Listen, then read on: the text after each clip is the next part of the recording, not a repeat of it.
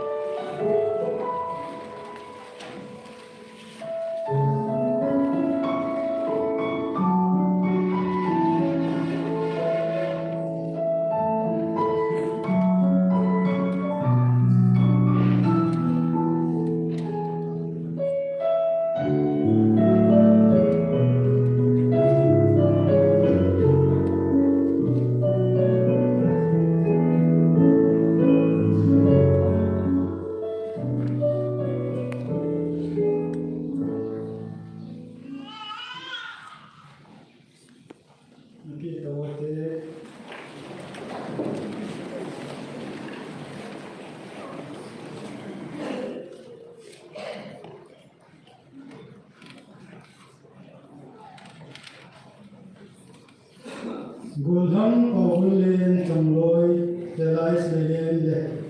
Nunga Nai Hoi Chamloi, Delais Rosi, Patien Hogan Tina, Zambo Nakin Goan. Hapanatao, Pumintang Singson Hediken, Hechipat Mandimin, Hediken Pukai Kovini.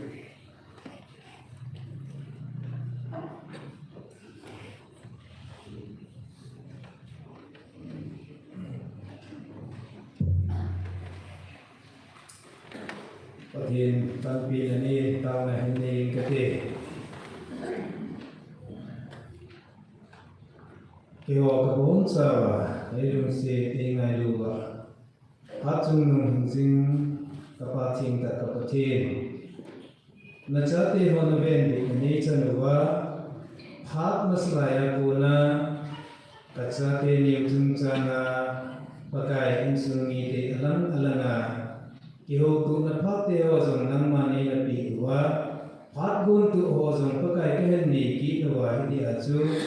tu ni dan phat ta hi nan ma thu kom nao lau in thing sung hin kang ki kom ta wen hi chi zang gop na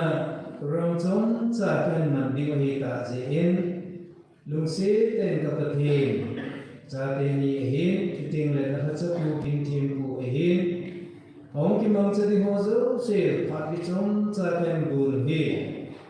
nang mà lấy phần bì hóa khi đi à chú thì là đi vắng ta hi và prom hồ cái số thì là đi win nát để sát nung zin thì ông rung thì để họ isbui thì họ dấu sẽ phụ na đi chung kêu wa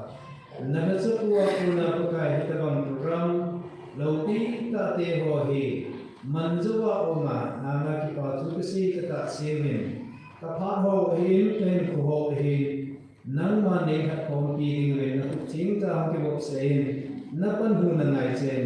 e hu hing ku ka pakai Jesu mina na hinga tong taw hi amen.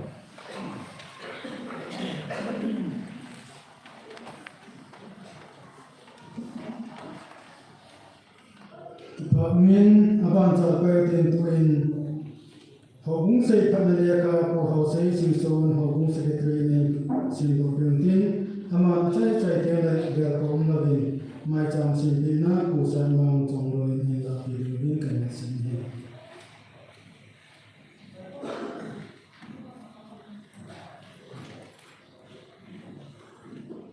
Tama sabihin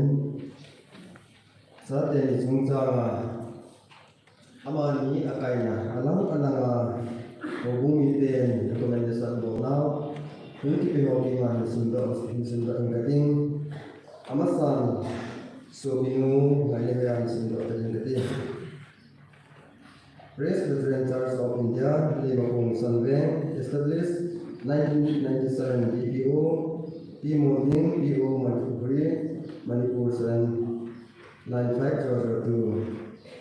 Motto The Light of Life Date 31 2023 Recommendation Nunga kaini hoy Elai Saroji Zamrohi Hong Dan Kinga Jineging Akitumna ne Kahanin Local Committee Den Asung Tu Kong Na Hinin Hong Dan Kinga Ji Anei Molading Holdo Ahipoi Hizitun Kizianading Hepsana Lekha date 15 to 29 January 2023 sungin akita adain bitke umjingi amahi nuwa ta sanung ta lekhang tha tela thanong ta tamlajing mi ahi bathenin amazon na pathe do jinta hen upal plane secretary le ko sangde le secretary abanin pin lekha sungdang kating nunga kaini hoy songloi apamin le pau songloi anumin lambukim songloi apin niku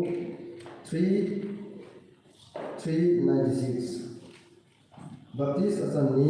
14/1 2007 Baptist Asansa Reverend Joseph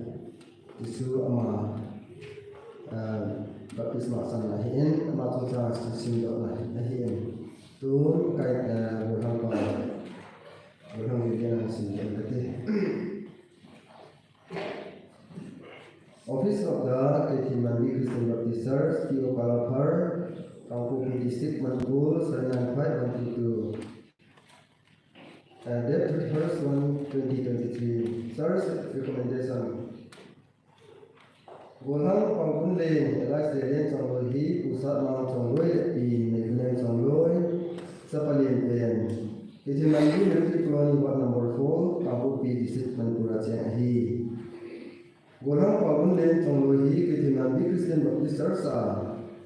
Baptist member hingset le hubung sunga sinthe ta tona thamna loi le gol dirai khangdon santi hola azam Group B chairman 2015 to 16 lampai kamu analan sule hubung sunga wa soila sa church fair azam kanom tapan ana la hije sing gurang pawun le chonglo hin pathen hodan thinga ke chen hin theng ne ding ahi ta ji in chung chang thu hi hubung lampai ten hol kin jin ahi le chung thu ko ni ma akimu lo ji in pathen ang le hubung ke anga Hodan thinga jang na tin ne di se kadale kahi hubungin ahin ke hi pathin kiste usung sim no mi pa ring ta hin ta hen hubung ri ko tung zujen ama maida ta hin ke wi min theng pawun len songlo apin ni ko 1994 hona ki koi ni 2011 1994 ta san tuin ni 1812-2011 Alutsa Reverend Lamusik Songloi Pasar KCBC Apamin Sarmang Songloi Anumin Igniam Songloi Pakai dengan Kompiu Hausai Simpson Secretary Ketimandi Christian Baptist Church Tuni ni kuat dengan saat ini semua dengar rekomendasi semua final dan semua nanti.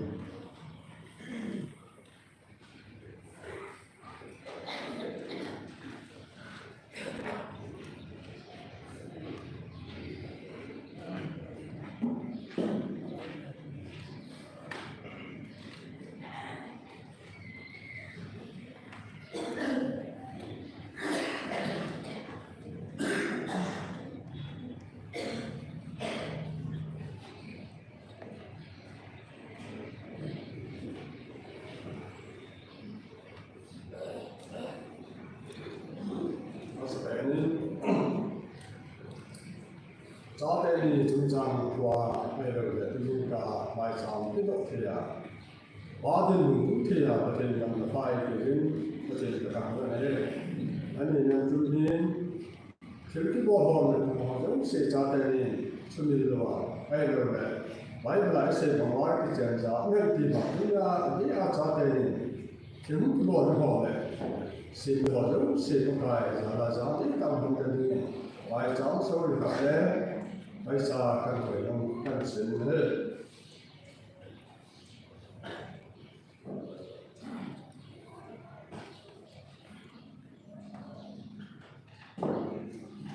thì có đấy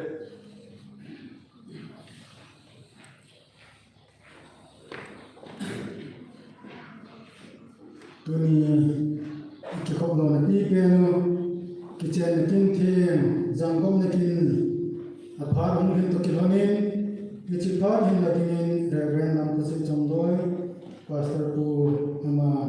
cái chuyện phá hình là ta đi cái này cũng như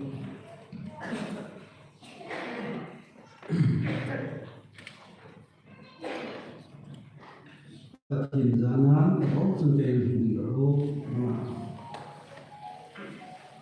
cần như ta làm xe được lắm.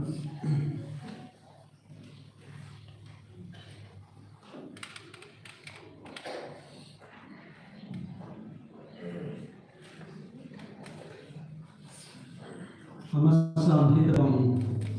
kitchen thiên bol thế thì ngà in bụi bê bao hát chung nông bên bát thiên thằng loạn sang bên kèn bình hi Bible ni na ni le bát thiên in Genesis bung ni chang som na chang ki na in ngô thi chu kitchen ni mi hin pu do helwin bát thiên ni ama tin na pu do hi ti chu in ngô bin kitchen put do pa pathin chun kitchen hit zabon e pi divin hebrai hung som na thum chang ni lama e se divin tilai mun zo ta bin mi zo sil a kitchen hi zam hen ti chun hi ki hi ye chun ni kitchen hi thim ta le zam nei ta i bol hi hi hi do hi kitchen ni phat chom khana ding go he ko in ama wang in kurum ke ya ding he ti Matthew bung som na ko chang go bin ei se ti ti ni ya chu hi chi kin kurum ke ya kitchen ding hi chu i ya da bin hi chi kitchen hi thi na dai lo bin i ma dang ni ken lo ding hi ti to ni a so ke ni zo lunga na ke ron ding hi ti nga ka ga ni hi Chuten hit kitchen hi a kitchen te ni hi akan khom ding chi ham ti le ngai lu na hi ti le fisha bunga chan som ni le ngai ni se ti ti ni kitchen se le ba ngai lu na ka kan khoma kal sung ni chi ve ni na su le lon lo ding a ve kan ti ti hi chule hi kitchen hin Việt sát là các ý ni sự truy hâm mi đi le ni khó khăn tiếng le ni bác cái Giêsu Christa ata san cha te ho bung amo ayo gì to van lai so le ki chen điều hi Việt sát là lim zo hi Isu mi lo điều hi tu ni so ki ten ni cho zo se ke ko ma hi ki chen hi na lu thon ding hi chom cha ti ko na ka ni hi ye chun tu a hi ki chen na Kin ini di mana kita sih so kita kau pun li hi chi so pinu ngai lei wa hi ngai lu na le lung sek na dim se ko ma amai ku hi na da ho to ki kan ti hi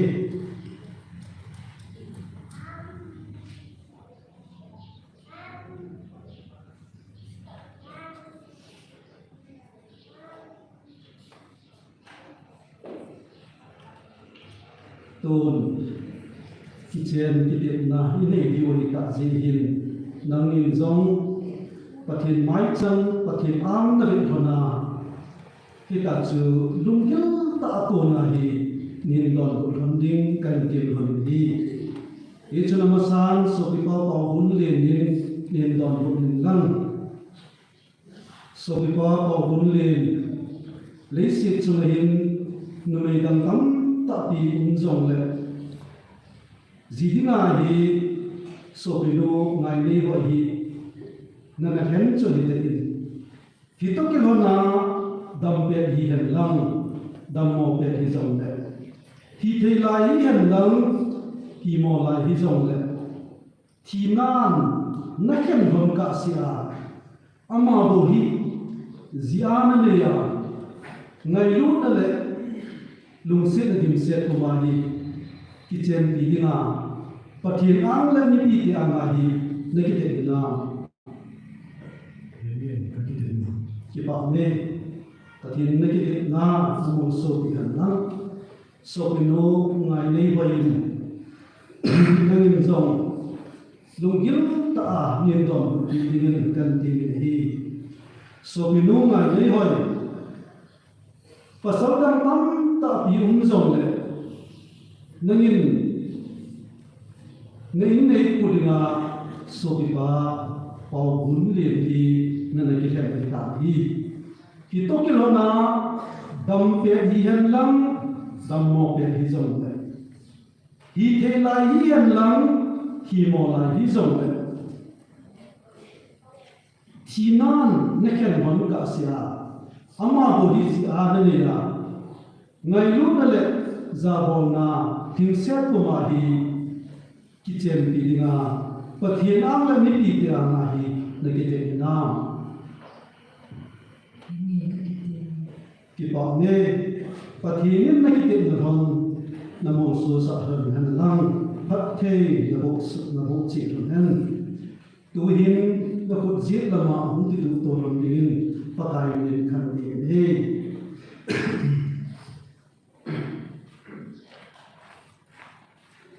tôn ni chi so pi de ni in song ni te ho ki phat sa na ho bung ni te happy na chu te le ama ni ta zong pathian ang le ni pi te anga hin ko rum ke a ki chen dinga a ki te thon to ke honin ke ma pa kai tha cha pastor lam ku sin ni chi so pi de ni pau bun len le so pinu ngai le wa hi tu ni gan pha ta a tu na hi nu bai lam tai tia pa pathin cha pa pathin ta gau thin pathin na ka thon na hi e pathin go sa chu mi hin su kai hi hen khat ni ga ki ha ki thu nang tôn khut zem bu pi ding na ki nei thon gel ding ka ta sanin ye chun tu hin so pi pa pau bun le nei nei pi ngai ne wai hi na ngai lu na le na lung set na among ei na le sa nin ku zem among lo among de chu a khot me u a hi ngai lu na le lung set dim se to ma na lu ki gin kan ti hi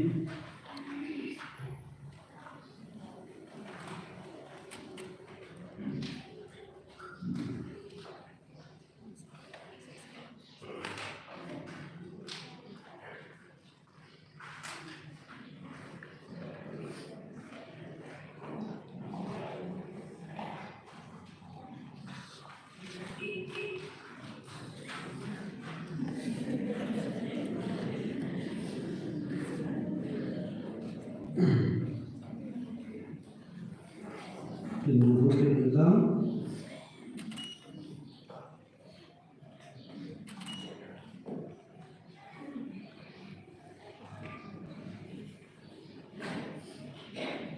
ki pa min ton so pino ngai nei pai nei nei pu hi nangin zong nangai lu na le na long se na abong among de a hi lim de sa nin khot jem chu ki chi nei nei pu veilang khot mi wa hi za na le ngai lu na nei pu ma na bu lu ki nin kan ti ni hi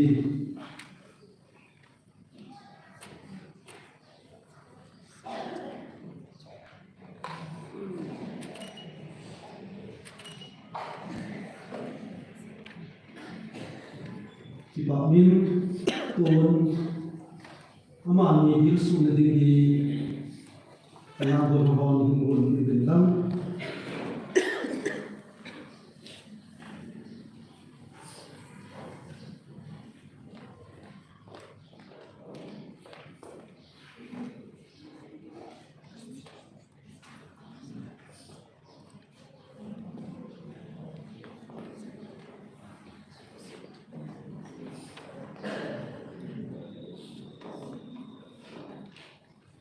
Hilai hin kathim zanan phong dil sohon din kan tin hi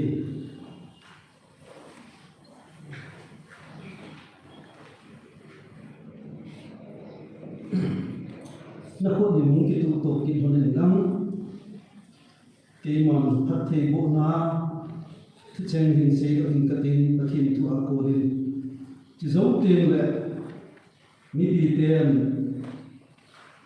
iti so ki ni amalam hin ko na inu pa hin ko no man ko na pathin phat thei bo chan ron na dinga hi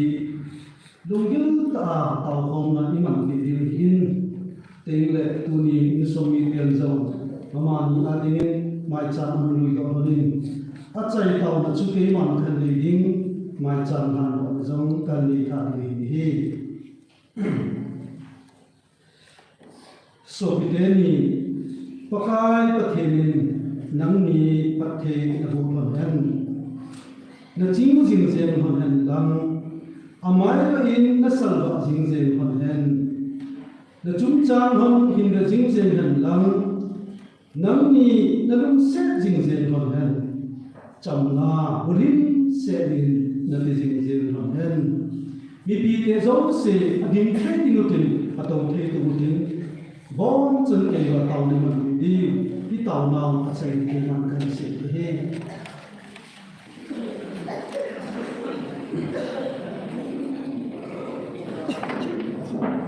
và mỗi lần sẽ cái bao giờ sẽ dùng cái gì đó cái cái này đó tàu không gì cả có cả những cái đó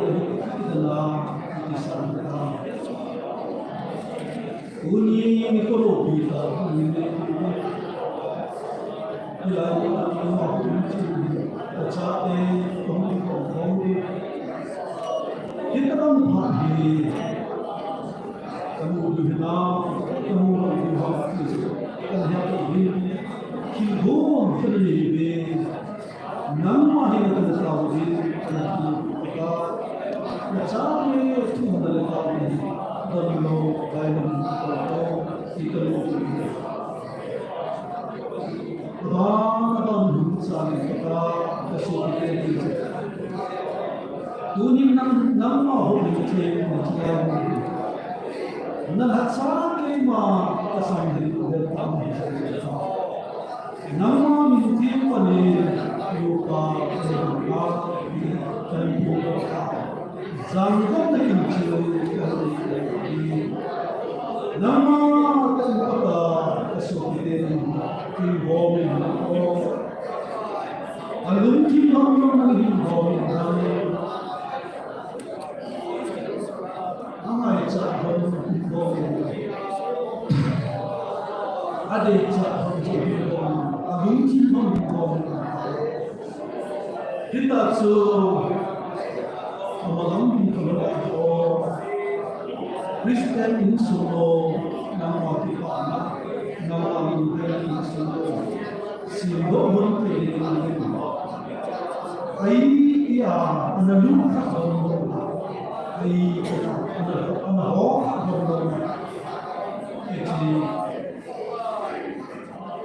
ni ko hin ko dom ki kom so yang mana kom lo ni sa te ku ke lo ni ho na sa ko te ko ke ti uni ko ka nama pan sa le zam ho ki ji sa kan ni sa ki amalapin kolom so he ka nama na la ko ni lam thung zo hot ko ke ka ke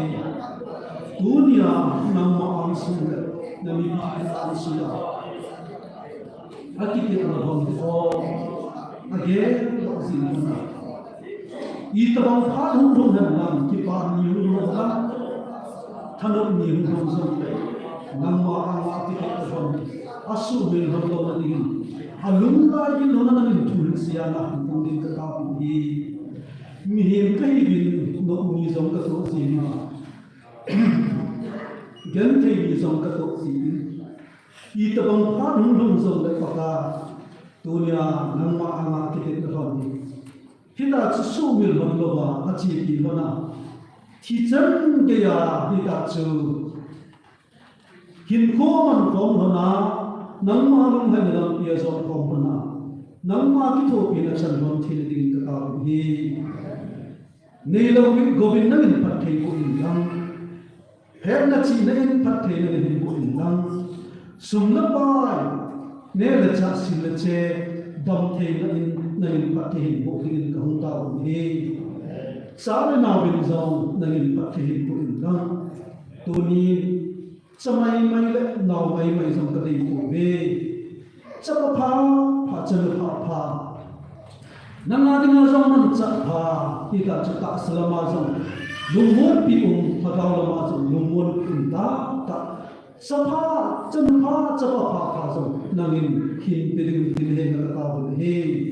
all pi pe music ka pa mai ta ka the ti ta chu ahin ko man non nang ma lum khai na za nu la ba fi le u le na te lum khai na tu te la nang ma ti pa na sa te ni hi kon thi ding zong amalam hin corona ni tin pha ti na ka son ron a hi nangin hin ma bui jing ding ka ta wo hi dunia insma ni pa mai cha an lui do hi ipc an lui do ha ti nangin he su ke sa hi kei ho gel na kil lama nangin ka the ne bu ke de gen hi chi mai cham thil to zong na cha na ko thi na kan hang zong hi lo pi na la cha nang ma pa pe wa so pi te ni malam hin ko ina nang ma pa te bu na le nang ma mal som na na ya chen zo se chen hin ko Nazareth Jesus Christ na ta ka ko hi amen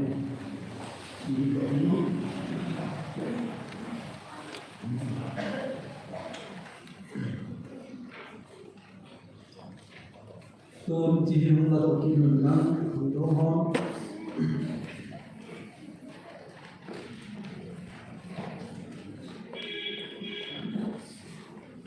tu hin ama ho kitchen het na certificate pi do hin secretary pu la certificate in join tin teng le hi cha soi boarding in witness ni hi secretary ni hi masan pasal pa loi pa hungin tin yung tin le nga nu mo nu loi mo hungin tin lai mo na hi sui hung bo din kan ti be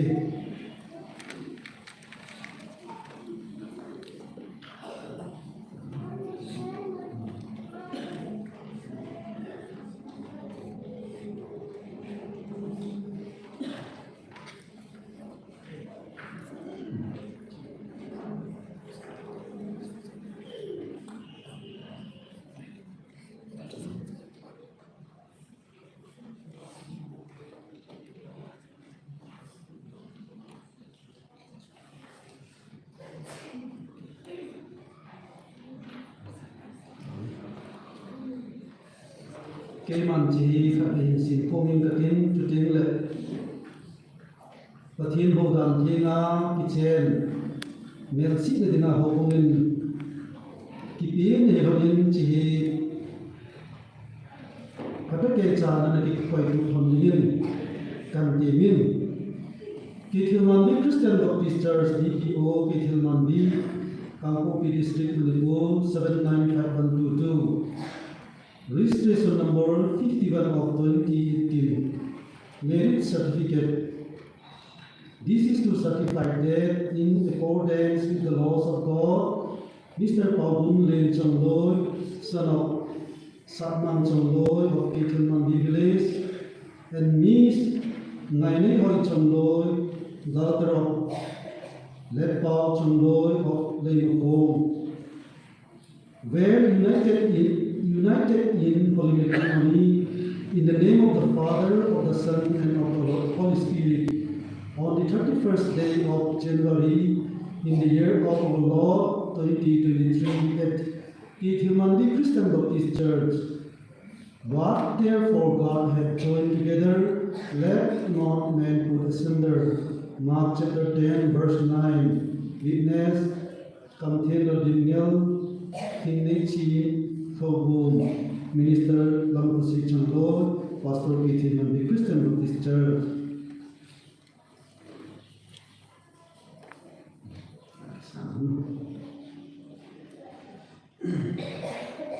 So, we were born, but we walk in the Swachaya Sana, Mune Divin, Kankotahi.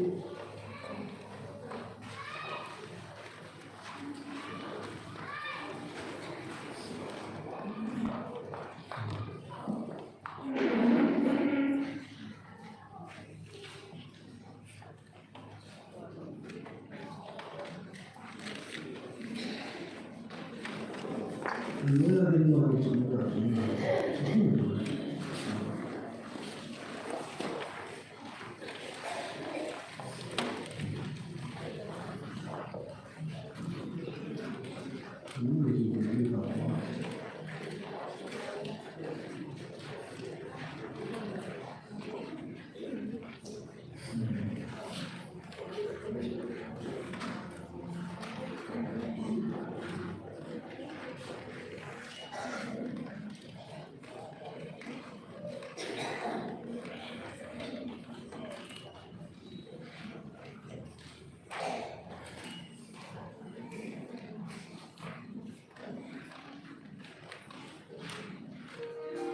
Thank you.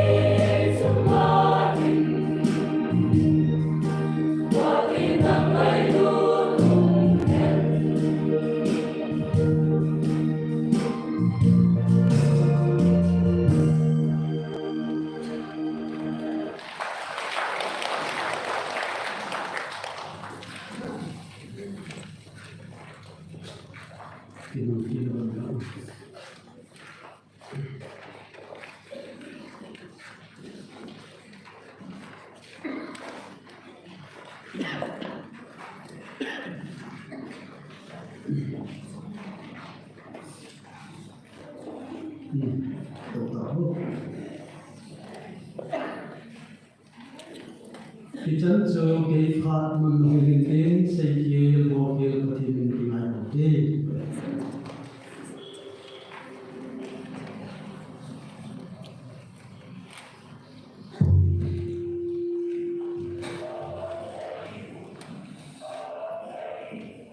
cái chân chân hình của họ cái chân cái thiên hồ pi ta tiêu họ đi tổ đặc sắc họ hình sinh hạt sinh hạt trong nung ba cái thiên chú thằng con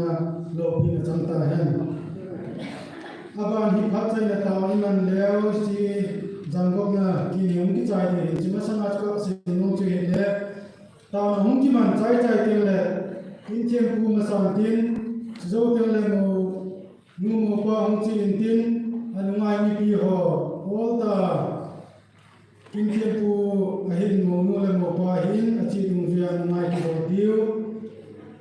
mo le mo pa to na ding chu te la kin thiên pu to na ding hi church compound suma hi gari ti ngai hin ni pi ho to na ding hi la ma church mien ke na pi po to ba hi auto hin chu te na dang dang dang gari ki nga te hin cha chu kal do wa ki din din na ban ban chi do ite bang itiam kana gari eke lo wa ile eke lo wa si si o ta ki palam lo wa chi wa gari ka kha te la dang wa yong la ki do ti chu in sum na cha wa ko na he sa na ai in sum in mun ki kon tu hi kyan chakhe ga kondo in kating amasala nga patong ki kon the ni mo ben in mun kin kon to mun pu sa ng chung mo in kem si 1 number 4 zalen ben akhari 11:30 ki ti hin ding na hiten ai pi song da patung jwa chi man sa dio I model dio hiten pa hom to pula nya sing chi diken irun run tel le ma sa pe na wa chai sa church square ho hi tin phat pat na taw hi pu ni thang tu boy diken den tu se hintin pute pha hintin abana ba chai sa ma no si hintin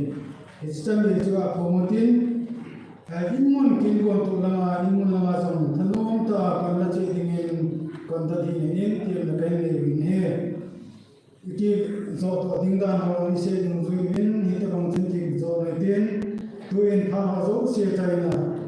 pathin tham ba na ta ma hi pu ho chon si se ho mo pa in ken le win tin ban bana ho in suma ko na ti zo to de tan te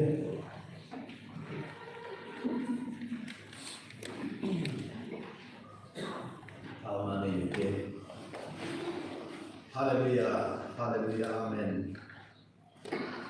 Na zate ho na hing no za le ko mo wa. Wan no za tam ta boi tam ta nei so mo khen to. Tu ni nang man zate ni pi ho chen sa pa nei pi ho za la hi kin lo pi ta nang man ki ho zi ling le ki ho dinga nei gun zang ok le kin ho hi nang ma lo pi na to zo na kin chai na ka nei the ta rin hallelujah tin ka pa kai na ze ti su min ki pa ti pan ai ka chai lu wa zong in mun lam ro am ho ka nei ki ko he thà có bên mình sang trên đây có một lần nếu bị ta bên cái gì à rồi xếp lên thì nó đàn chùa còn ngay cầu về luôn này thì sang này là đó thì à thấu độ kỳ hạt trong mông có cái yêu mà giờ Giêsu là ông tạo đi amen.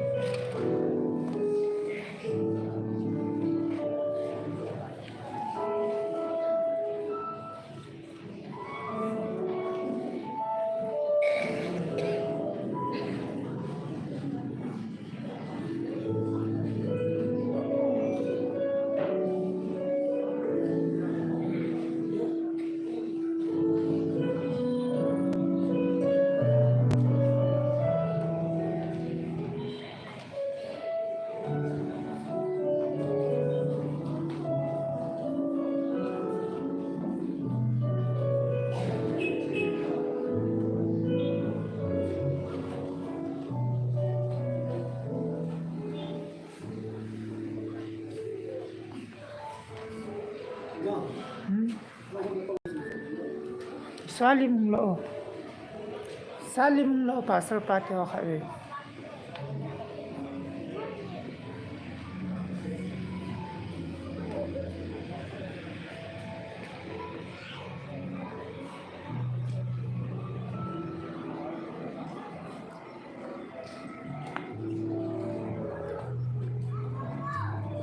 mau nu le mau pa as na bo phet hon jing ga anu ji ka nu ga kyo ron ni la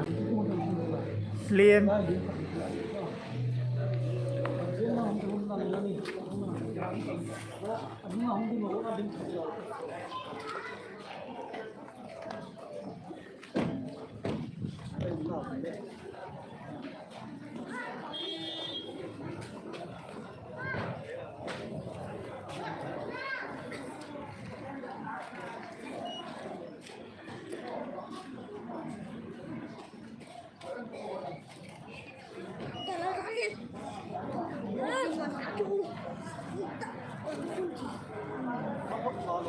alien ga anu ji ron tu ga kyo ron ni la